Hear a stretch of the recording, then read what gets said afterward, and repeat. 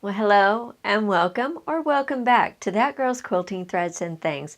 My name's Diana, and this channel is all about just learning the love of quilting, where I take and put blocks together and try to share tips and tricks that I've learned on my way to putting them together. Full disclaimer, I'm not a professional quilter. This is just a hobby that I have grown to love and have become quite addicted to it. Today's quilt block may look a little familiar to you. We've put something similar together like it in a previous video. But today we're going to take that air castle variation and we're going to put a frame around it. Now it was a little bit of a challenge for me because figuring out how to do the frame. So I did a couple of 6-inch blocks as a sample to try to figure out how best to put it together. So let's see what this block looks like as a 12-inch block and see if I got my measurements right. So come and join me at the cutting table and let's take it one stitch at a time. Okay, so let's go ahead and introduce ourselves to our different pieces that we're going to need.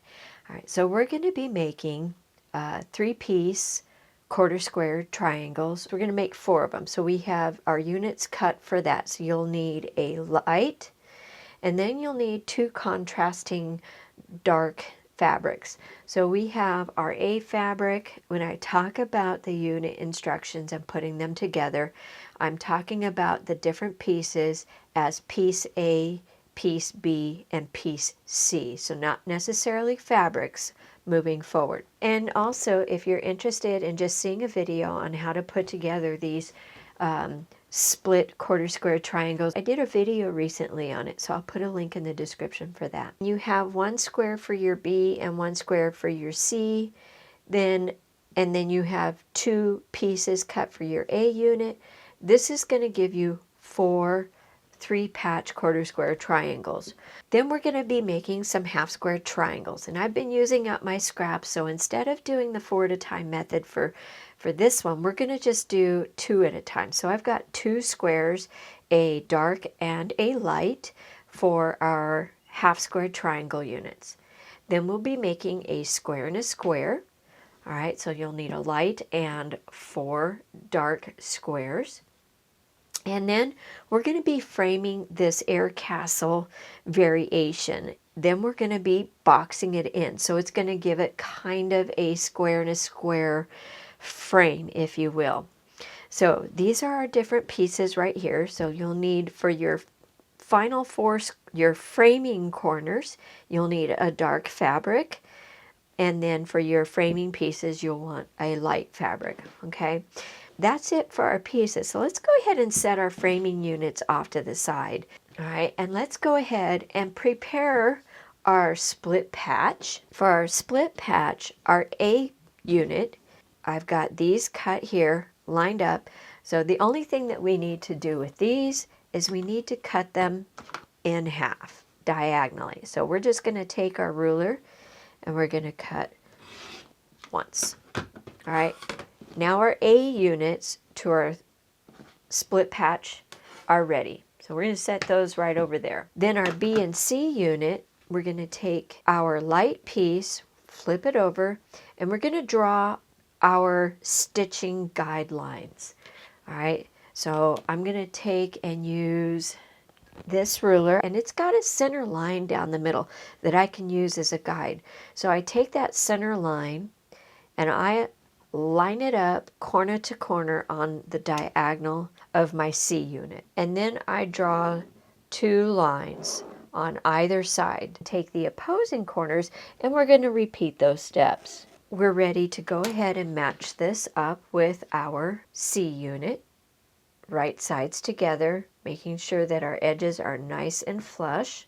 Okay, and so when I get ready to go and sew, I'm going to start on the right side and I'm going to sew all the way down until I get to the center of this square between this line and this line. Then I'm going to pivot and go straight across the street, if you will, and right till I get to the inside of this line. And then I'm going to pivot it back and I'm going to continue sewing the same stitch line. So I have a zigzag, it almost like a lightning bolt, but with a straight line. I will flip this around and I will repeat the same stitch pattern on the opposite set. And that's what's going to give us our 4 BC units for our split portion of our quarter square triangle. And then let's go ahead and prepare our half square triangles. So you'll take your light pieces, and you can make this 4 at a time, 2 at a time, 1 at a time, whatever works best for you. You can either draw your 2 lines, and again, these are going to be your stitching guides, okay? Or you can draw 1 line. If you draw 1 line, and I'll do it on this one just to give you the example because it's really quilter's choice and quilter's preference. And all I'm using is a friction pin, just a generic friction pin. So when I take these units to the pressing station, this ink will be gone, which is really nice. And you can also take your unit and you can fold it diagonally in half and have no drawn lines on your unit, but my eyes aren't that great, so I like to draw my lines. With the 2-line method, we're going to just stitch scant on the inside of each of our lines, 1 stitch on the left and 1 stitch on the right, okay? With this one, we're going to do kind of the same thing, but we're going to use the center line as our guide, and we'll sew 1/4 inch on the left and 1/4 inch on the right. Before we do that, obviously we need to match these with their partner units. So you'll take your dark fabric, right sides together, okay? If you want a pin, that's quilter's choice. There's our 2 units ready to sew. Set those off to the side. And then the last unit that we have is our square and a square subunit. So our square and a square, we're going to take these 4 pieces right here, and again, you can, if it's easier for you, you can take and fold these on the diagonal, making sure that all of your edges match up, and you can give it a light finger press, and you might have a visible crease there. That's what I was kind of referring to. And you can use this as your stitch guide. But I'm going to go ahead and draw my lines. So you want to make sure that your drawn lines are going edge to edge, okay? And you want to make sure that your unit is flush edge to edge. Do the same thing with the opposing corner. Okay, so once you've gotten your 2 squares attached, we'll sew just scant on the outside of our 2 drawn lines. Okay, and then we will cut off the excess, leaving about 1/4 inch seam allowance on the outside. All right, and then we will attach the second 2 squares in the opposing corners and perform the same steps. All right, so now this is ready. Let me go ahead and take it to the sewing machine, and we'll get our first set of stitching done. Okay, so the first unit we're going to go ahead and work on is our B and C split triangle units for our split quarter square triangle. All right, so here we go. So just sewing scant on the inside of those drawn lines, starting on the right side, using those drawn lines as my guide. Sewing till I get halfway to the center of that square, pivot, 45 degrees, pivot again, and continuing down the path. Now we're going to go ahead and do the same thing on the opposing corners. So that's what your stitching lines should kind of look like. All right, now for our half square triangles, these are very easy. So I'm just going to chain piece these.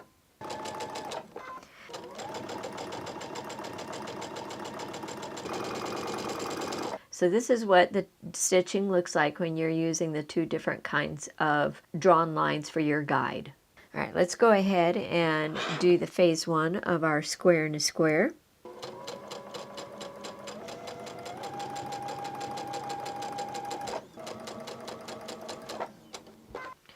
Okay, so for our square and a square,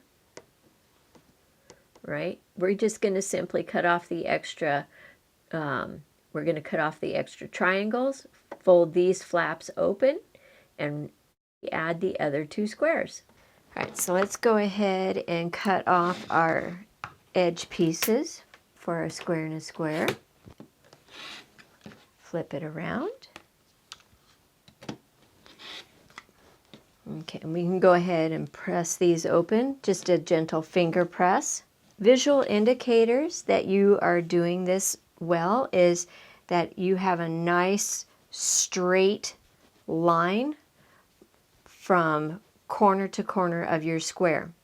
Now we're going to go ahead and attach the secondary squares, lining them up the same way. Okay. Let's finish these up. All right, now we have our units all prepped for a cutting. Okay, so let's go ahead and start with our square and a square. All right, we did the first cut already on it. Let's go ahead and just give it a quick another cut. I'm going to take it to the pressing machine, give it a quick press after this. So that's our square and a square unit. Let's go ahead and press it real quick. Now let's go ahead and get these half square triangles done. All right, so we just simply cut in between our sewn lines, diagonal, corner to corner. All right, now we have 4 half square triangle units. These will make up the corner pieces of our block. So I'm just going to gently press it open. And these are going to be pressed to the dark side. So I'm going to take these to the pressing machine real quick. All right, so these are all squared up. And as you can see by the dust over here, there wasn't much room left. So if you need a little bit more wiggle room, then go ahead and cut your, add another 1/4 inch to your starting unit size. All right, now we're ready to go ahead and cut our AB units out of our split quarter for our split quarter square triangle. All right, so now what you're going to do is just simply cut down the center of the drawn lines that you created corner to corner on the diagonal both ways. So just pick up your ruler and make that second cut. And now we have 4 pieces. So these 2 you'll also press towards the dark side. There we have our split triangle units.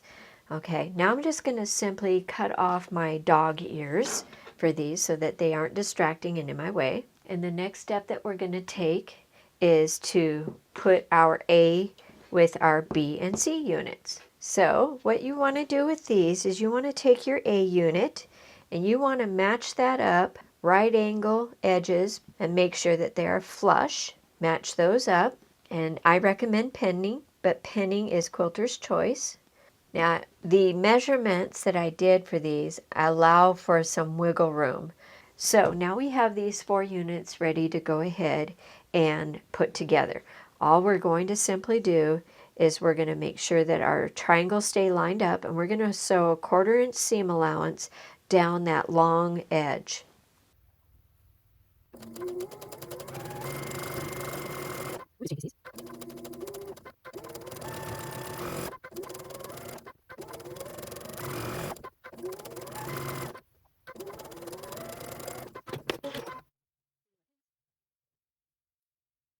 Okay, so there we have our 4 units. Now I'm going to go ahead and take these to the pressing station, and I'm going to press them towards the A side, which is the dark side.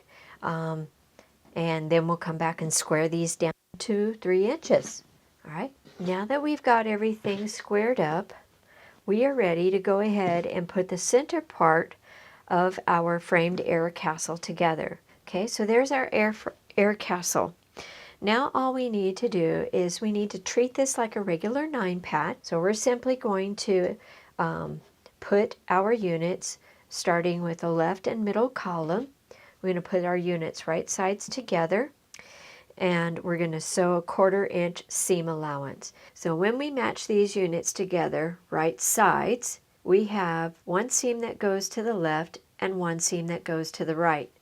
So what we want to do is we want to take and make sure that these seams are nested up against each other if I go to slide the two units in opposite directions, they won't budge because they're locked in place together. So that's what we're going to do. Then that will complete our rows, and we'll come back and we'll press our seams so that when we go to attach our rows, they nest nicely. So let's hit that sewing machine. So we're all pressed and ready to attach our rows together. So what we're going to do is take our top row and put it with our bottom row and apply the same seam nesting process at each point. So just put a pin there, make sure that's locked in place. Nice 1/4 inch seam allowance.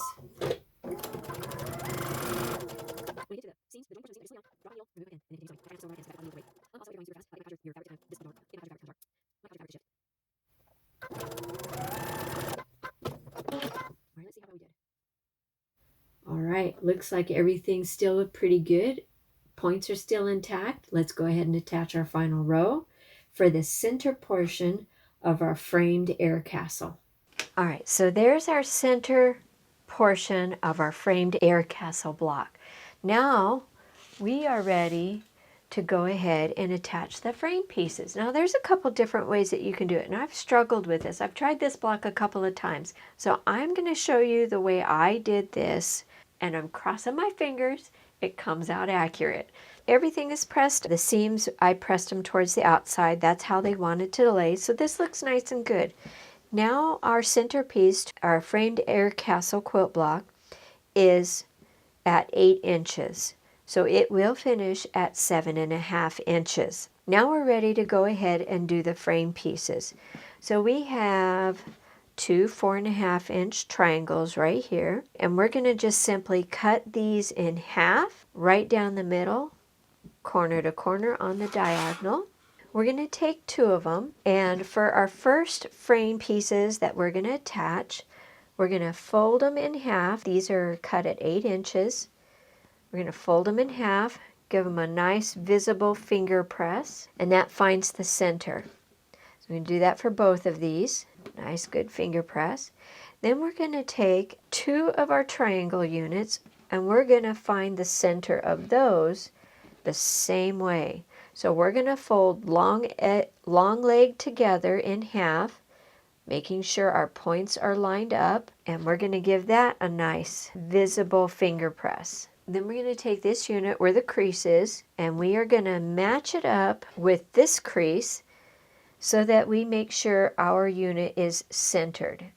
And then I'm going to lay the triangle on it, right sides together, and I'm going to pin. I think I'm going to pin 2 places. I'm going to pin on each end. All right, this keeps the triangle in place, and it helps keep me from stretching it, if you will, because these are now cut on the bias. All right, so now we want to go ahead and fold this unit in half, long leg, matching up our points and giving it a good finger press. We can take that and match it up with a center crease that we made on the other piece. I'll pin in 2 spots. Now we're ready to take these to the sewing machine and do a 1/4 inch seam allowance right down this outer corner piece of our frame. All right, now we're ready to attach these units. So we're going to lay them right sides together and right sides together and just do a 1/4 inch seam allowance down both sides.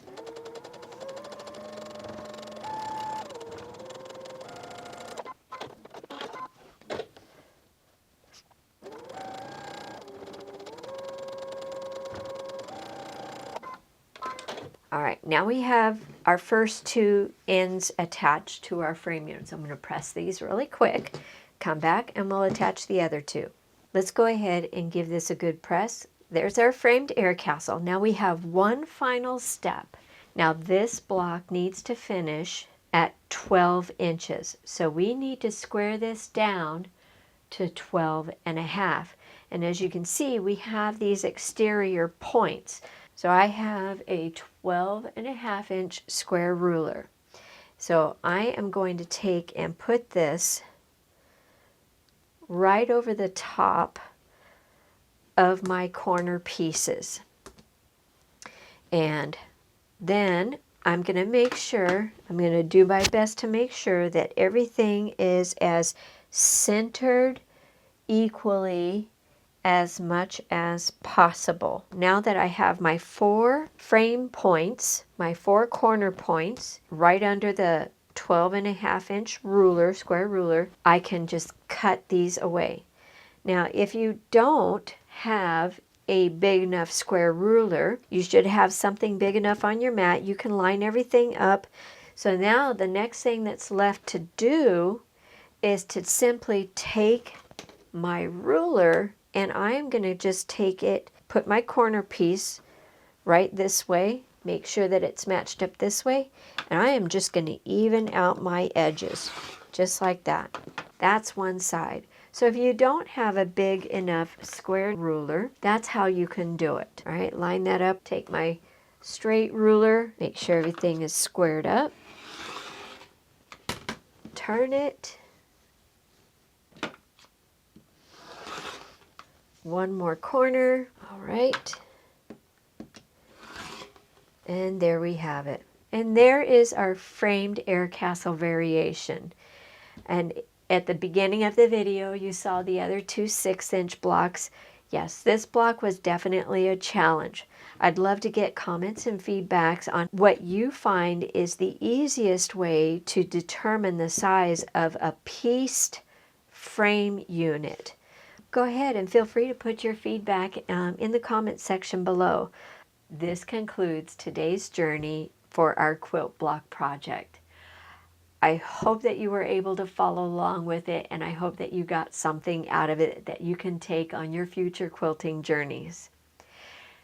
So until the next video, may all of your quilting journeys be joyful, one stitch at a time.